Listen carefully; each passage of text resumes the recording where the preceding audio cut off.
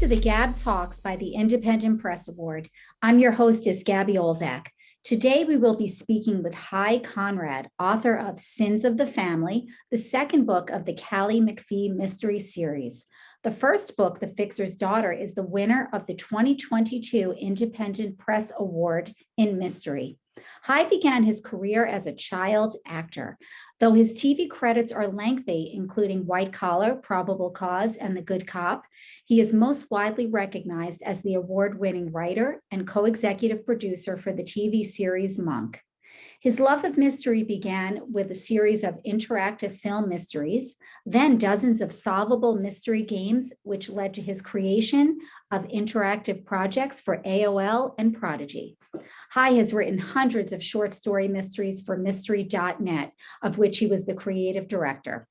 He has published 12 solve-it-yourself mysteries for both the youth and adult markets. A Scribe Award-winning novelist, Hy has penned 4 books in the Monk series, as well as Amy's Travel Mysteries. The Fixer's Daughter and Sins of the Family are his most recent mystery novels. Hy is lucky enough to call both Vermont and Key West his home, that he shares with his husband, Jeff, and their mini schnauzers, Nelson and Stella.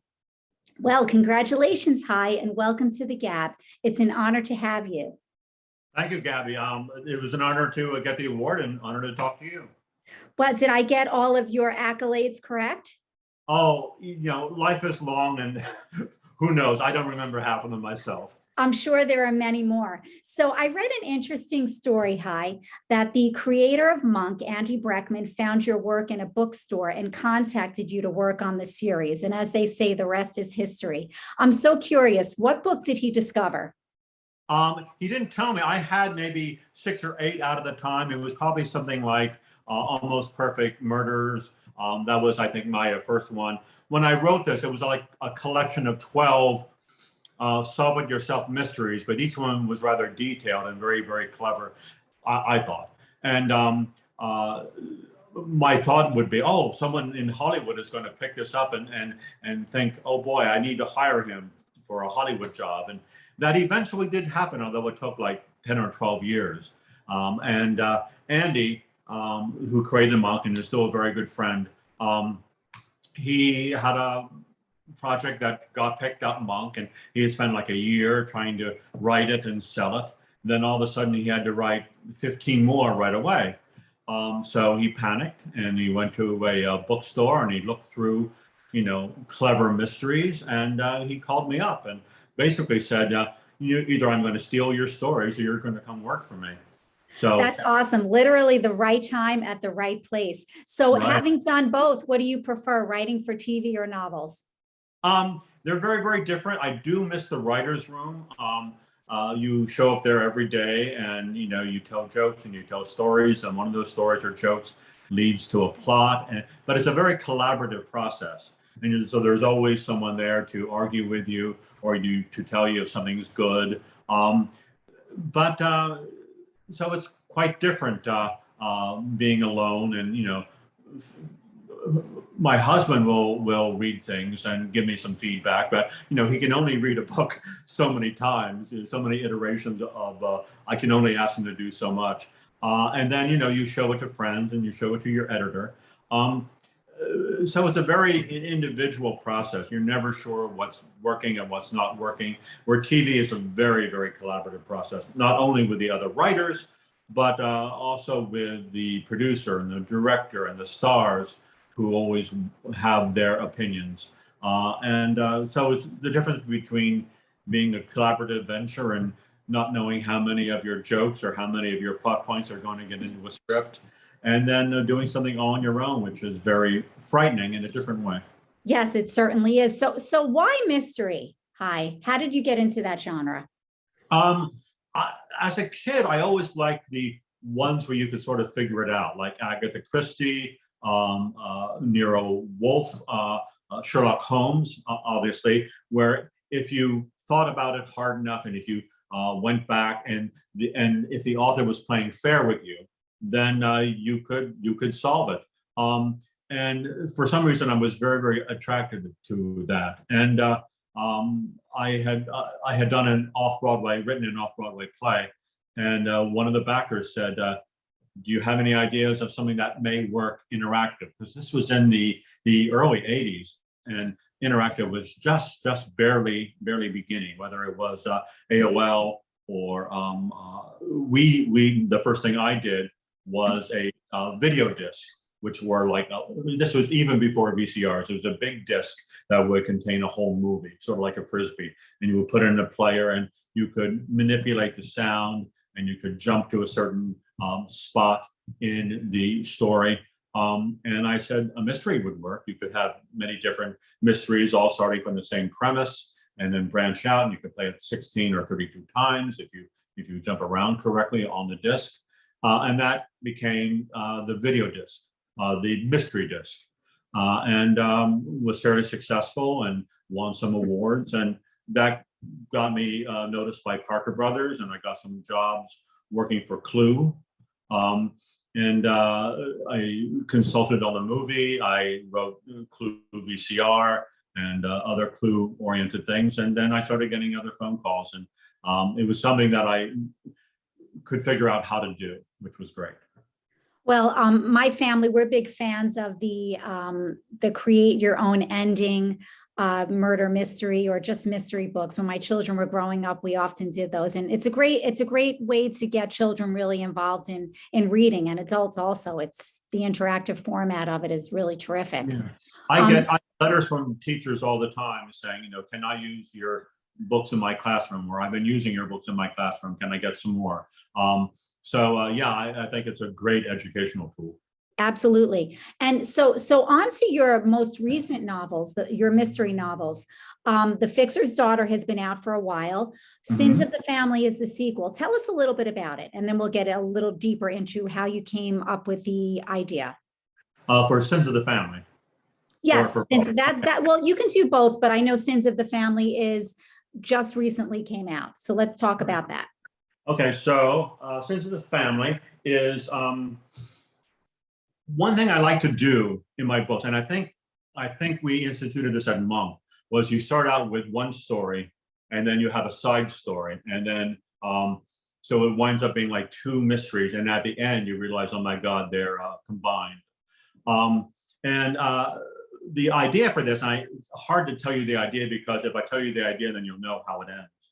But we had worked. So we had worked on an episode of Monk all about inheritance and and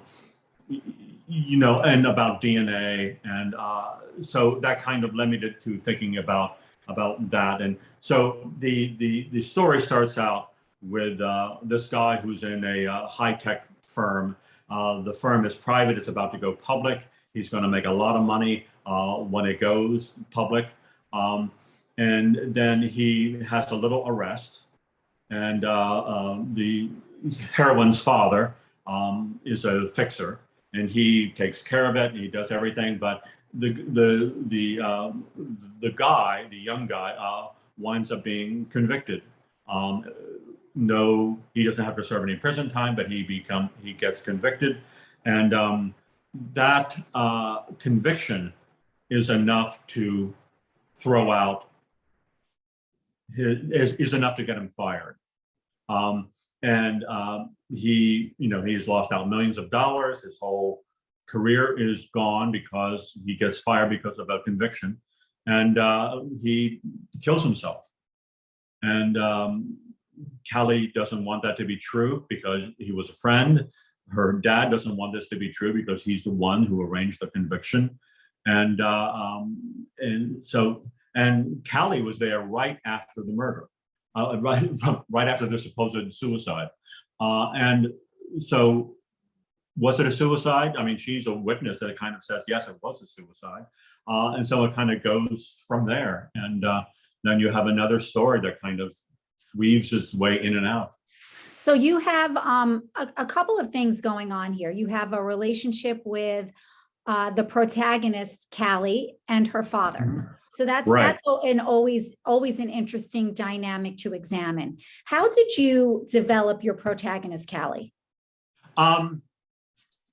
She was actually and she's going to have a larger and larger part in in every book. But the initial thought, and I think we came up with this in the monk room at one point, the initial thought was, what if you have a character who is getting up there in years and begins to develop dementia? And what would happen if he started blurting things out loud? He had many secrets in his past. And so he started saying things inappropriately, things that could get other people in danger, things that could put his own life in danger.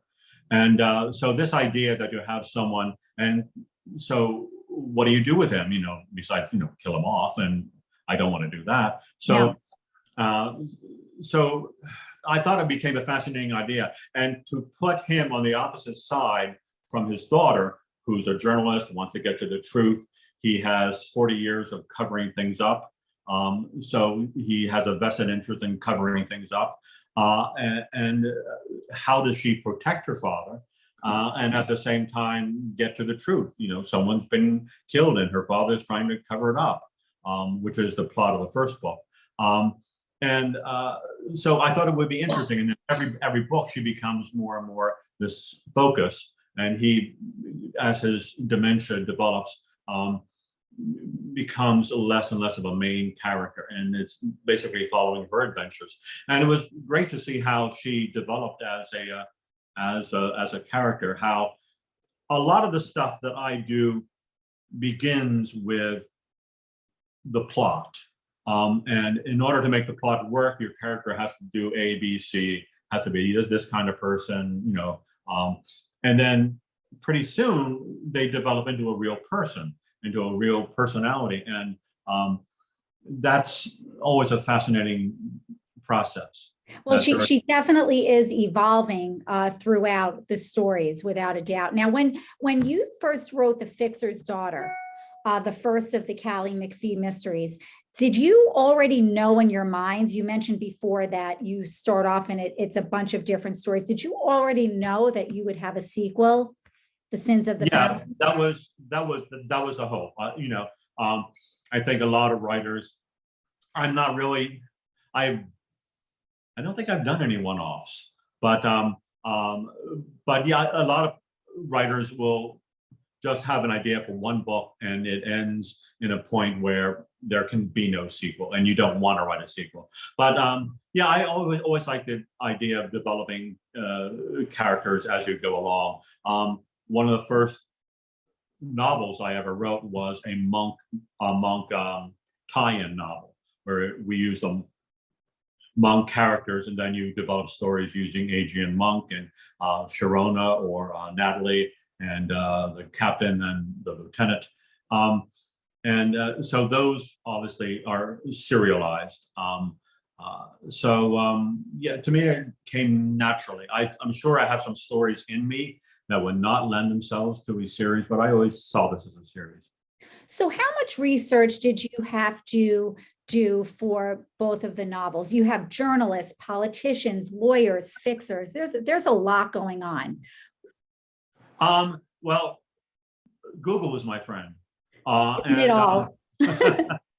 And whenever there's a point in which I have like a writer's block, I know it's because I haven't done my research and I haven't really found these things out. And so, so doing the research, talking to people, figuring out what this part of Austin looks like, and how my editor lived in Austin for years, and so she's always saying, no, this wouldn't happen in the middle of summer, or people in Austin do not drive black cars. So she was very helpful with a lot of things that I wouldn't even have noticed. But yeah, I like doing the research. It makes the writing go maybe a little slower, but I think discovering things as you go. The first book, The Fixer's Daughter, has not really dating sites. They're kind of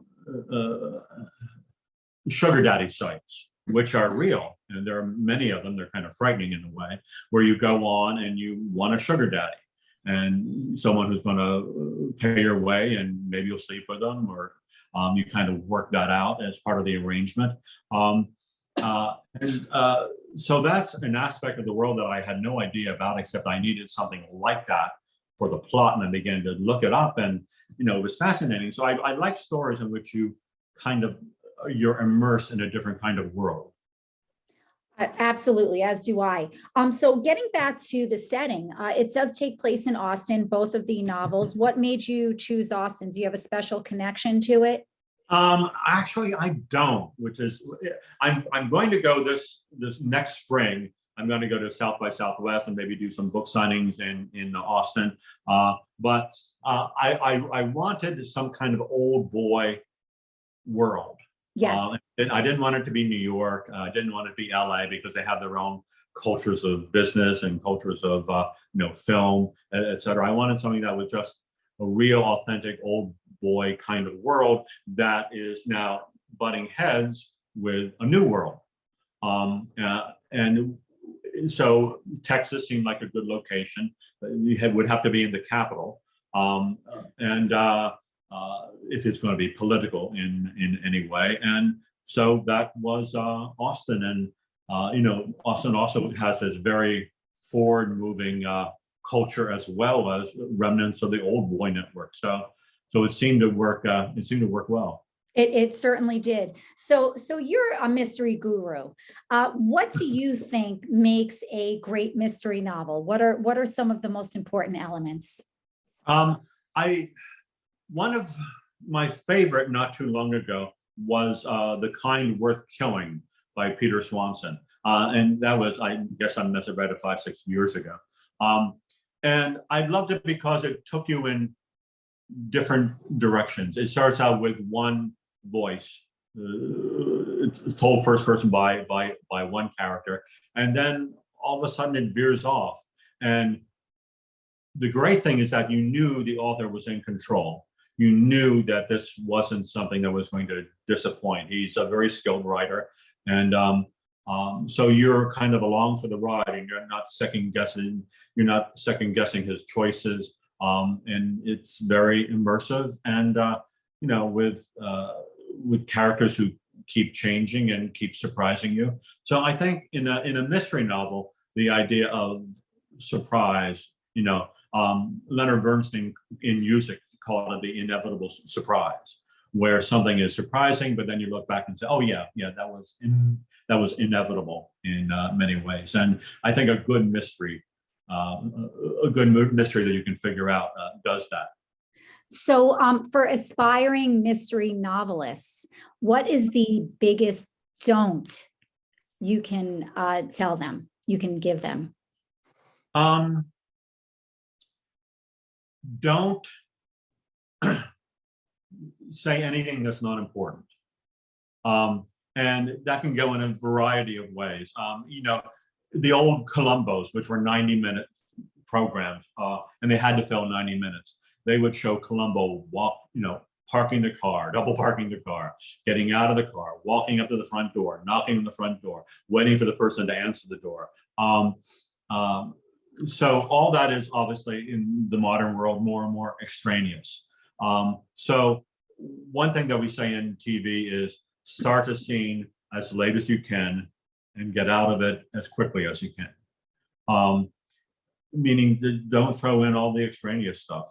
And even when you have a scene that goes to personality and it seems to be leisurely, it has to be essential. So just write the essential stuff.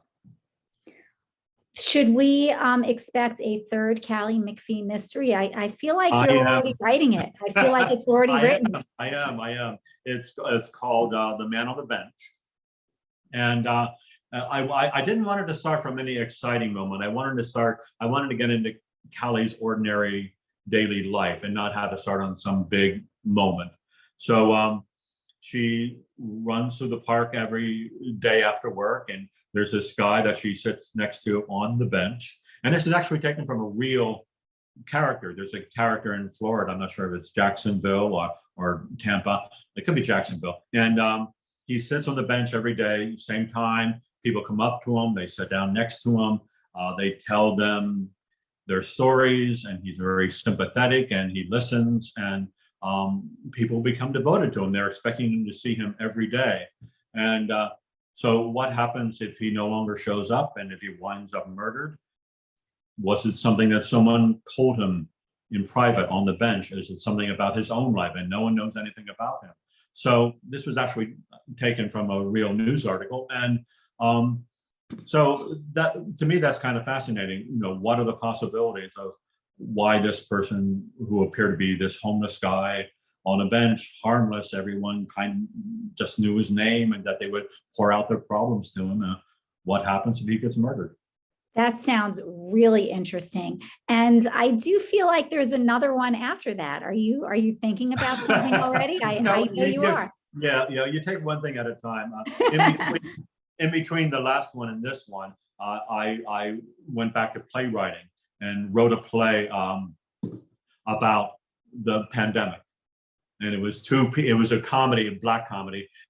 It's two people who have been quarantined in their homes for months, the early days of the quarantine, and they grow to hate each other, and they both want to murder the other one. And so that's sort of like a dark comedy aspect to it, and so that was a lot of fun to write. But yeah, I think I'm going to continue with the Callie McFee mysteries for some time, as long as people keep reading them. Well, we hope so. And that was actually my next question, that you or have many other endeavors, including humor. So tell us more about that. One of the things I think that drew Monk to me and me to Monk was the fact that it's hard for me to write mysteries or anything without some humor in it. It's just the way that I think. And so my husband and I wrote a book called Things Your Dog Doesn't Want You to Know, which sold pretty well. This was some years ago. And so all of my work, I think, have some element of humor in them. And I think it would be hard for me to do otherwise. Well, lastly, Hy, how can listeners find out more about you and purchase Sins of the Family and The Fixer's Daughter? I'm so glad you asked. No, there's hyconrad.com. You can find all my books on Amazon and Barnes and Noble and most other book sites. Or go in there and Google Hy Conrad. And I think I've had like 22 books so far of various types. Some short Encyclopedia Brown kind of books for younger readers, and some adult ones, and then the novels. And so just type Hy Conrad into your search engine, or go to Amazon, or go to Barnes and Noble. Fantastic. Well, we're really looking forward to another Callie McFee mystery. And it has been so much fun talking to you today. Thank you so much for joining us. This is Gabby Olzak of the GAB Talks. Next podcast, we'll chat with author Ann Kate Sullivan. Until next time, keep on reading. Great.